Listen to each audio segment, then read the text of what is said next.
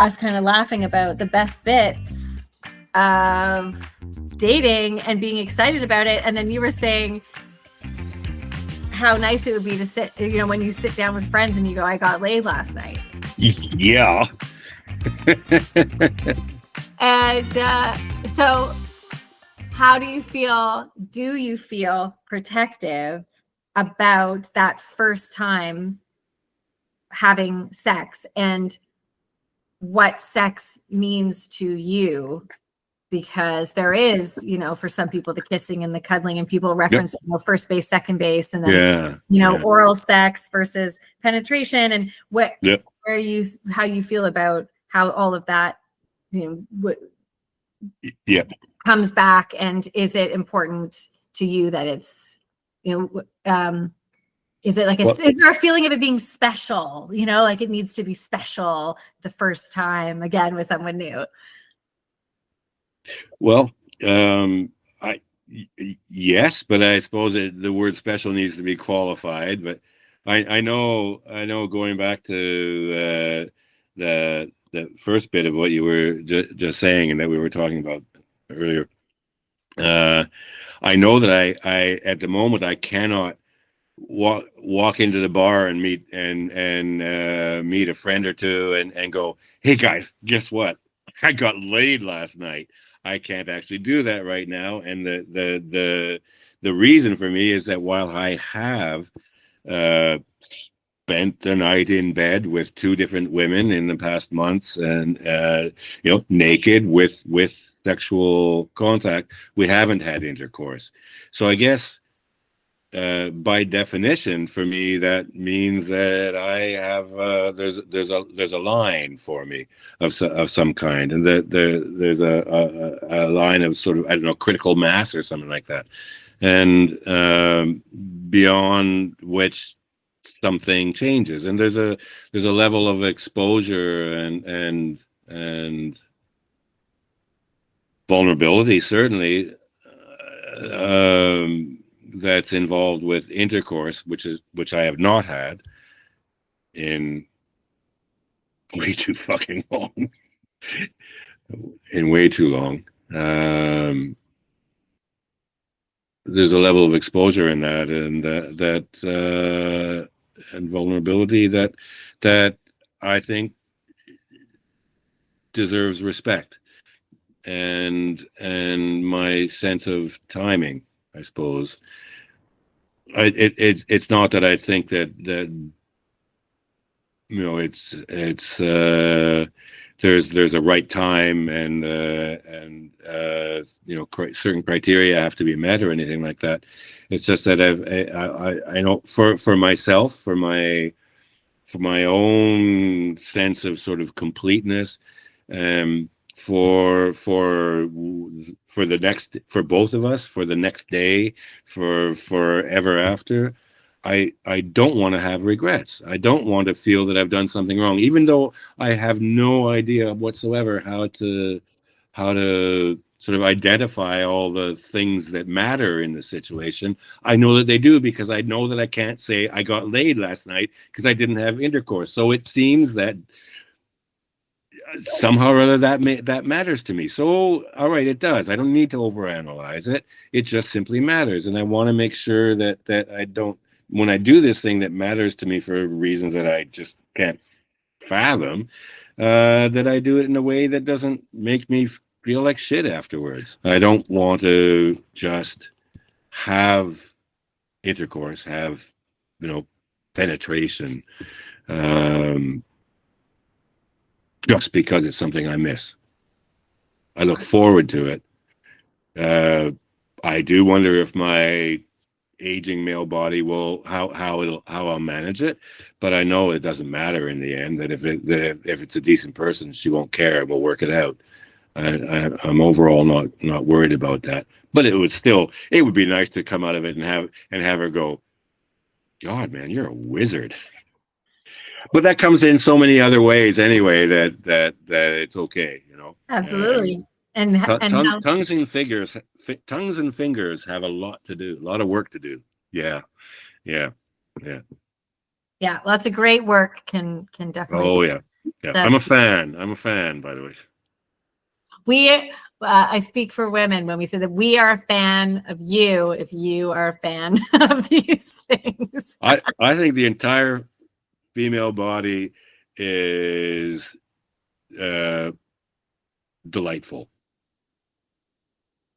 Don't care what age, don't care, short, tall, thin, fat, big, small, doesn't matter. It really doesn't matter to me. It's just the whole thing is wonderful.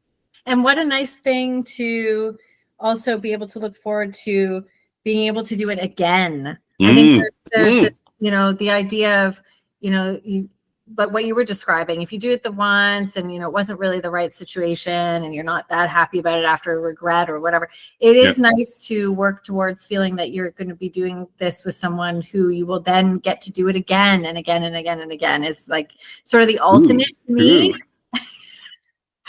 Because they're, the one-offs and feeling like, oh, I need something to extinguish the fire and to, soothe that feeling. But the feeling will come back around again. So you don't really want it to be wasted as a one-off, experience. This is something that I'm absolutely sure of. That fire isn't a one-time thing. It isn't that isn't like, oh, somebody left a burning match on the ground. No, this is like, like the core of the earth is breaking through to the surface.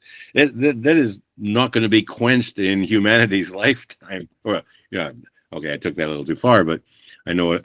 No, it's not. It's a state of being, not a product to be used and exhausted. Totally. Is there anything, I have another question. Is there anything that you do that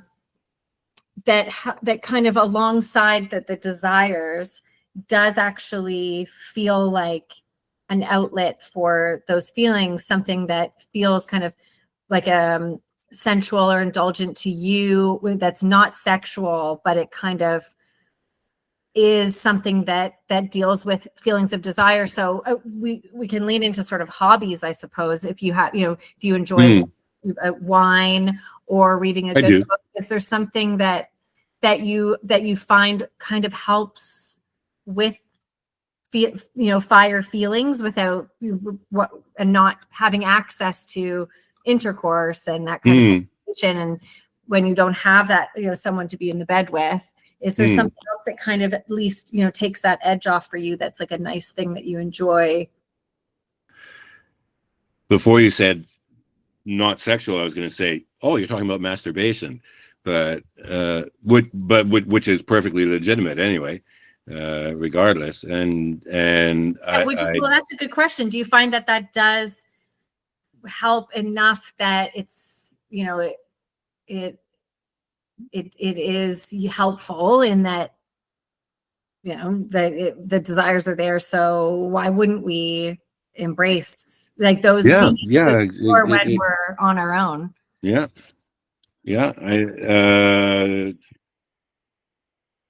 Masturbation is my friend. There's no question. We've known each other a long time, and we have occasional spats, but we get along. There are times when we can see too much of each other. There have been, but there are also times we get it when we get it just right. And that's the sexuality, the piece where we have our own. We do have a relationship with ourselves, our own sexuality. Oh, absolutely, yeah. And there is an evolution in that as well. How much we're in touch with our own bodies, like whether there's someone with us or not. We want to keep in touch with ourselves and keep having sex with ourselves. Yeah, I have some. Given that I know I'm seeing somebody, I'm going to be seeing somebody. Call it a date if you want, for the first time on Friday. When today's Wednesday. And I'm very positive that we are mutually attracted. I'm sure that it's not just me.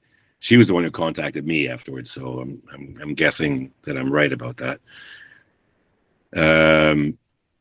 I'm hesitating to masturbate because I'm a 69-year-old man, and I don't know. It's been so long. I don't know what my body is capable of now sexually. I simply don't know. Bringing it back to the masturbation, I've wanted to, because since we made the date, felt like it because it gets me hot. I'm feeling really horny, but I think this is probably like just stupid bullshit from the 50s or 60s that I think, no, man, don't, you got to save your juices, man. You gotta,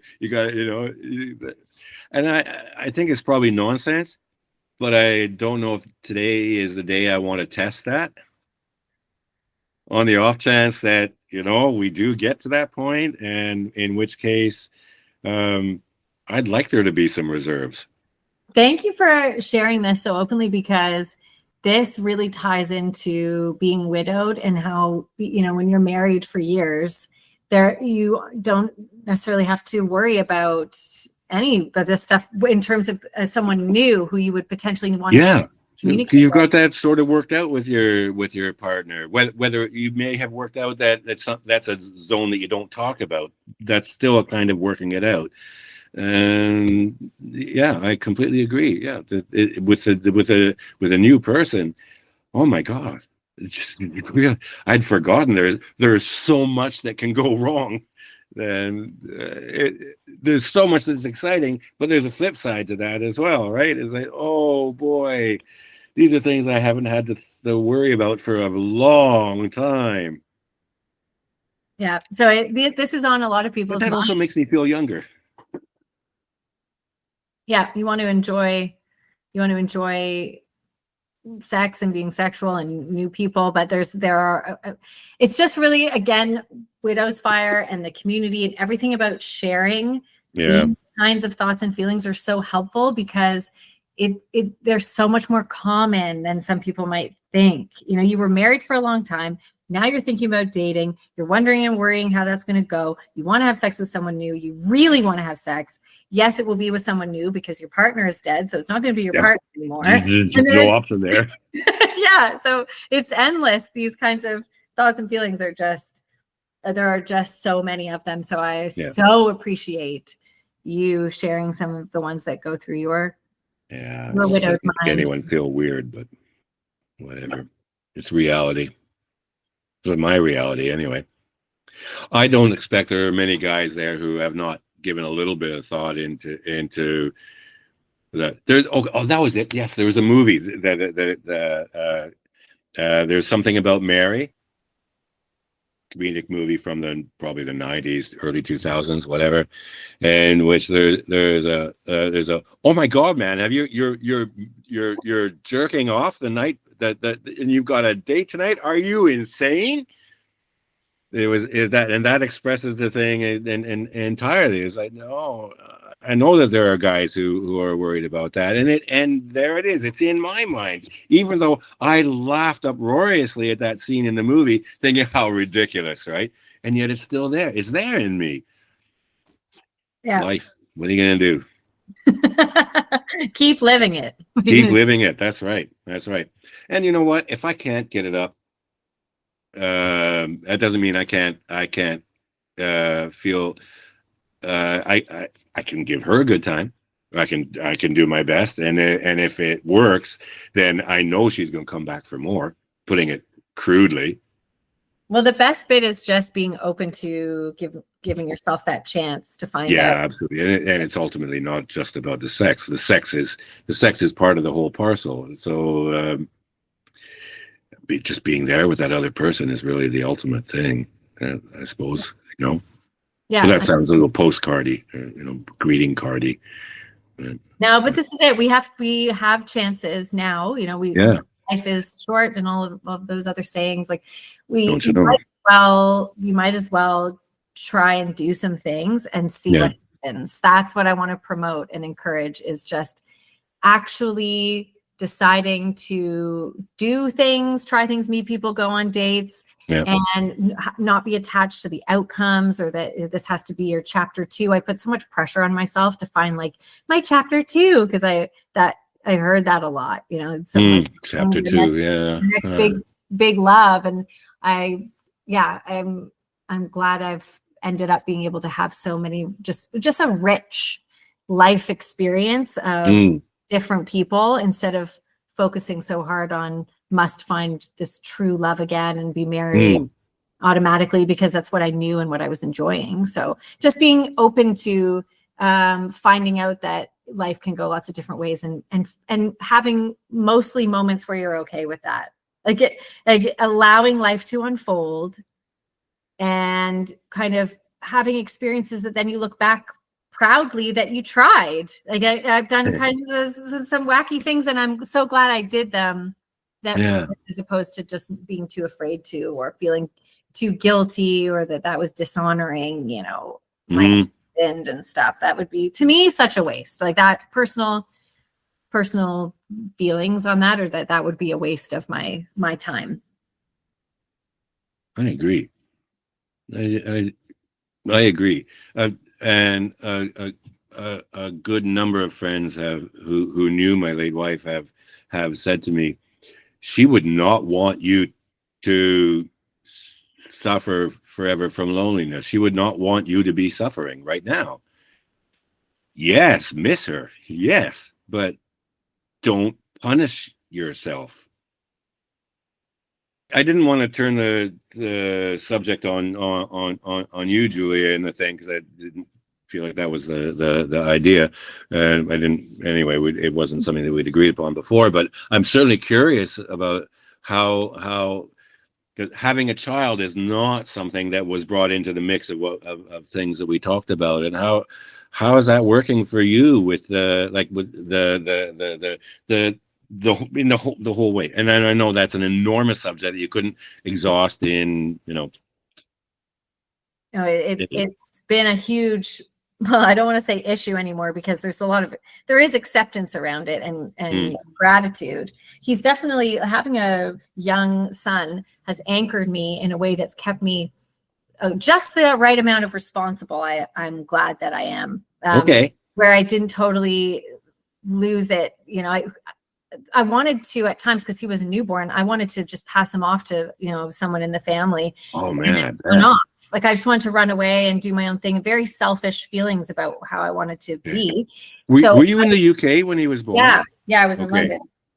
And I stopped breastfeeding earlier than I ever thought I would when I thought about being a mom, because I was seeing this guy and I wanted to go to Amsterdam. Actually, I went him to Amsterdam to see our mutual friend.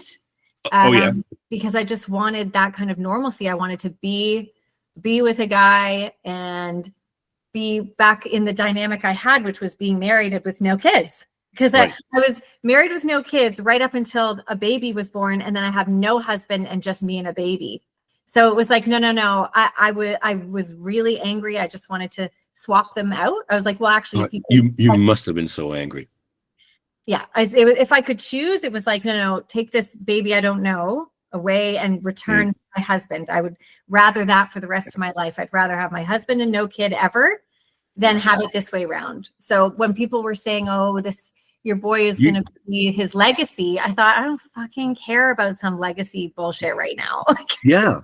You've said more than once in this conversation about, oh, thank you for being so honest and all that. Well, I'm saying that to you now, because that was really exposing and brave, I think. Thank you for sharing that with me.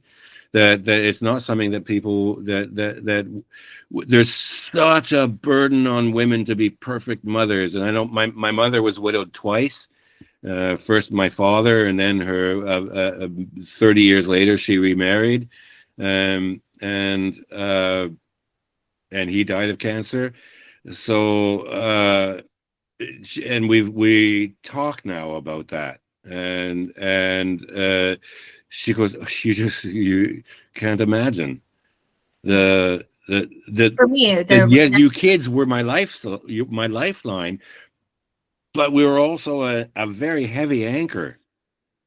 Yeah, I resented it always. There was a feeling of, I've got this lovely kid, but I can't really enjoy this baby because I'm not in the conventional family scenario I wanted. That's not the holiday package you signed up for. Yeah, I just rejected it. I wished I could just not have to deal with it at all. So it did feel like he was in the way, but then also part of me, it really kept my head on straight. So I was like, okay, I'm kind of getting, in a way, best of both worlds, because I just, I have my one kid, and, people are helping me out with him so I can go out and I can go on these dates. but this isn't really what I want. You know, I felt like I was like not a single person, but also not in a family. I always felt like it's not fair. I'm kind of one foot in, one foot out, both sides of it. I'm not fully free and single in the world, and I can, you know, hang out with, you know, and date and travel and do whatever I want. I can't. But then on the other side of it, I'm at home alone with a baby, and it's lonely. And this is not a family scenario, and this is not a fun, nice motherhood situation. So I didn't feel a part of that either. I'm like, I'm not in a family. I didn't see me and my son as a family. Now I do. Right. Now I do. But what a road. Like what a like insane path for me, because I like doubling down on the fucked up situation story.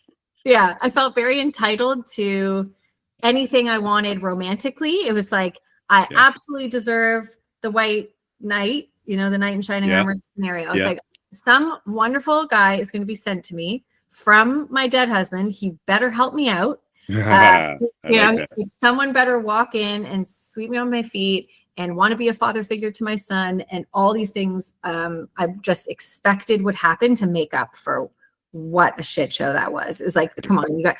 And then so for to be able to be dating and then navigating men seeing me with these labels I didn't want but automatically have was really upsetting. I didn't know how to get away from the fact that I was widowed with a fatherless son. It's like, how do you present yourself in dating?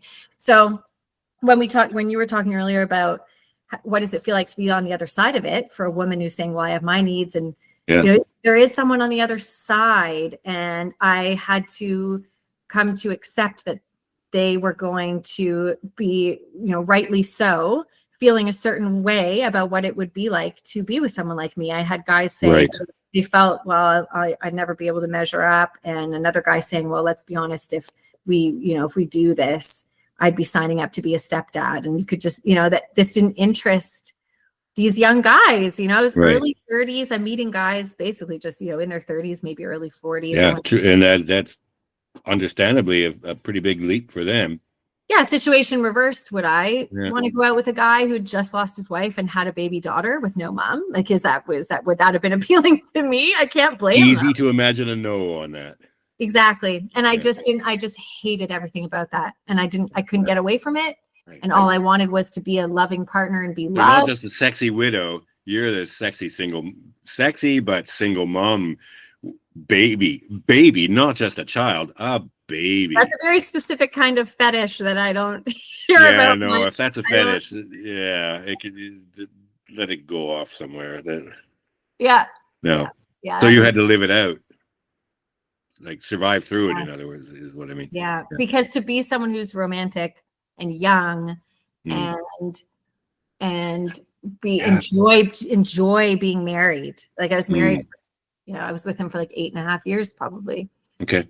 I loved being married. I loved being a wife. I loved being married. I felt like I just I thrive in that, in relationships. I like giving that kind of like nurturing, loving, fun, sexy. Like I just loved it. It was so fantastic. So when I started dating, I thought it would be great to be able to speak so highly of marriage and come from a healthy relationship. And I just started meeting people who didn't have that experience. You know, the toxicity, a lot of bitterly divorced, you know, really burned, really pissed off, you know, custody battles, legal fees. Yep.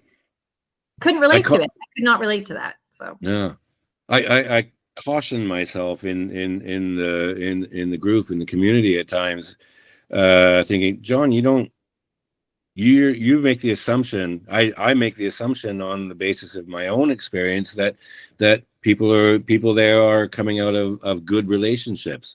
Not perfect, that doesn't exist, but good relationships.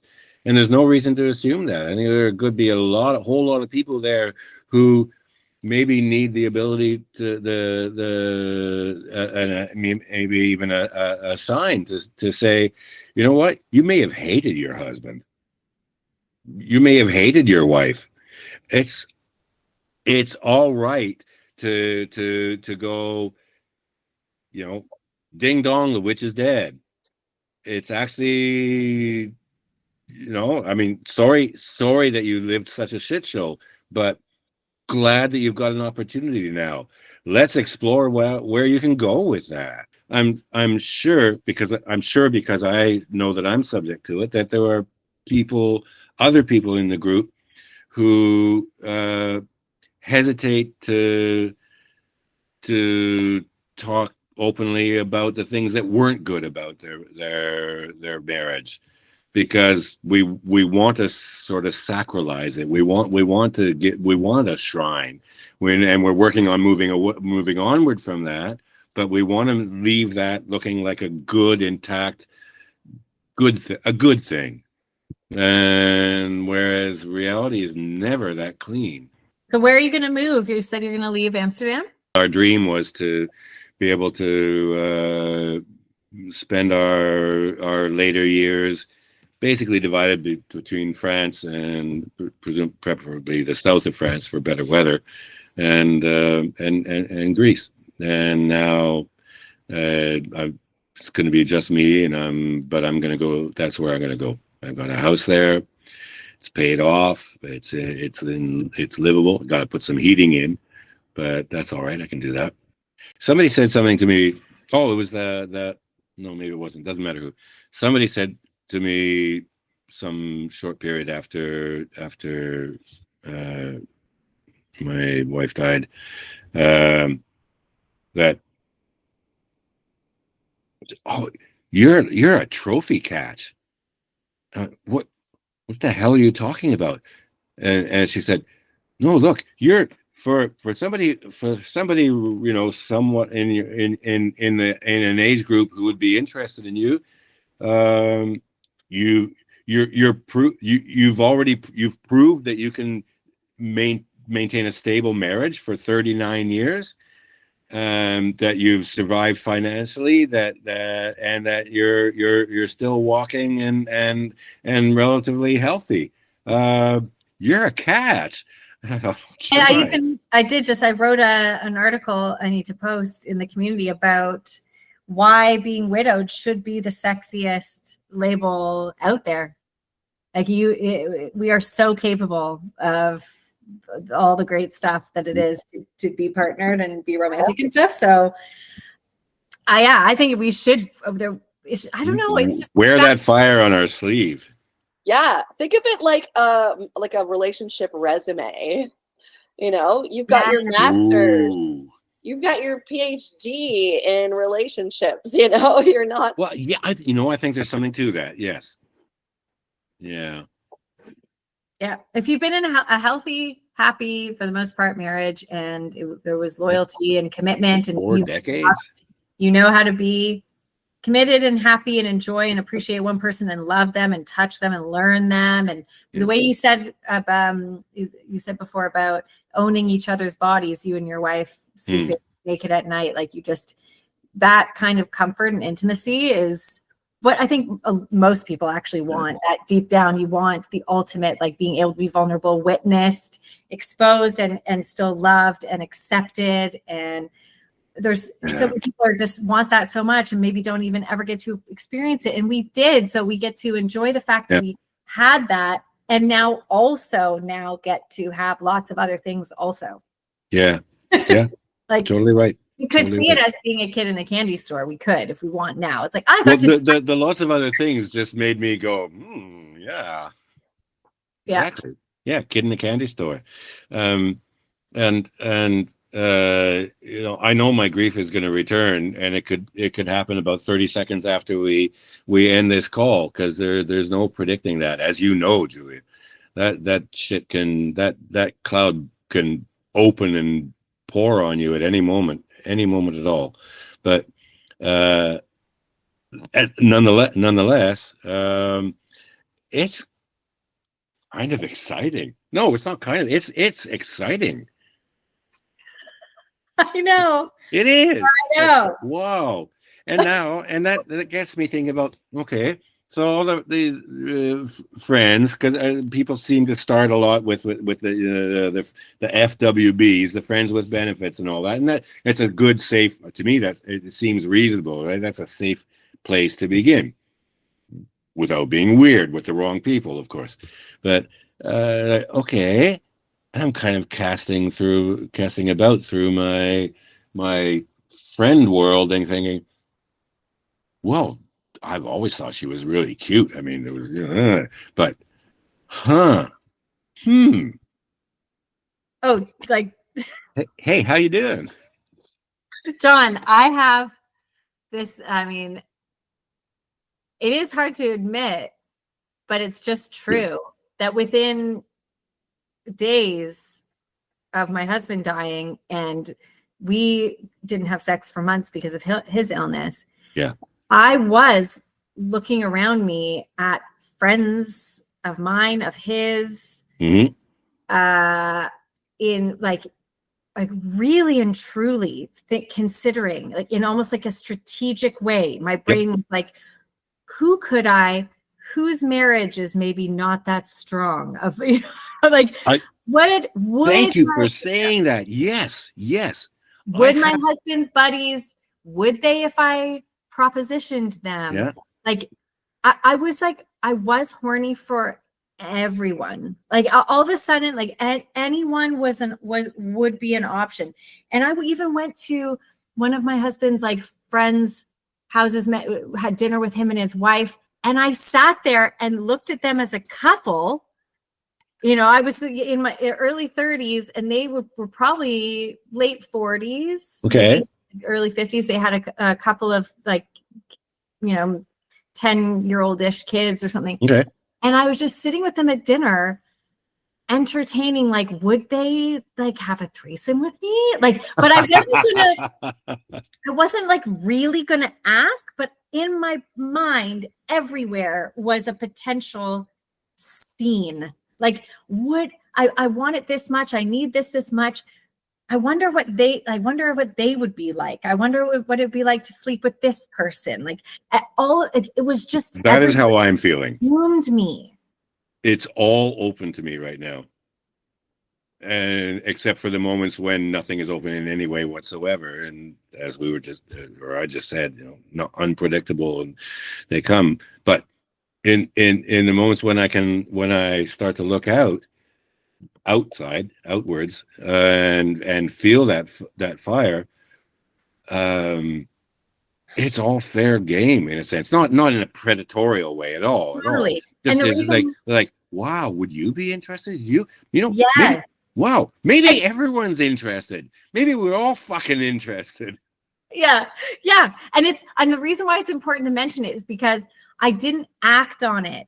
And that's why I want people to understand when especially if they're joining the community. That's why I ask in the initial form. It's like, are you just like, have a little spark? You're kind of curious about what it means to you. It's not about joining because you're ready to like screw a bunch of people and have a ton of sex. It's likely, potentially, totally the opposite. I was not actually going to do anything. I had this baby. I was tied down, taking him with me everywhere. I had a post-baby body I wasn't feeling great about. Like, it's not like I was going to actually do anything, but I've had post-baby girlfriends, by the way, before my late wife, and I doubt very much that you had anything to worry about, but whatever. You're the best. You're the best for saying that.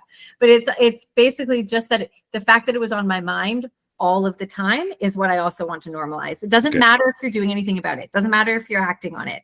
I wasn't, but it was all I could think about, like all I could think about. So I just wanted that. I think it's worth just being honest about that. If there's something for other people who are experiencing that and they're not going to do anything about it, but it's consuming them constantly all day long. It's really exhausting in a way.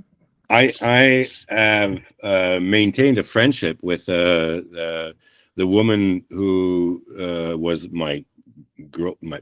She wasn't my girlfriend. We were partners for 4 years before I met my late wife, and she broke up with me.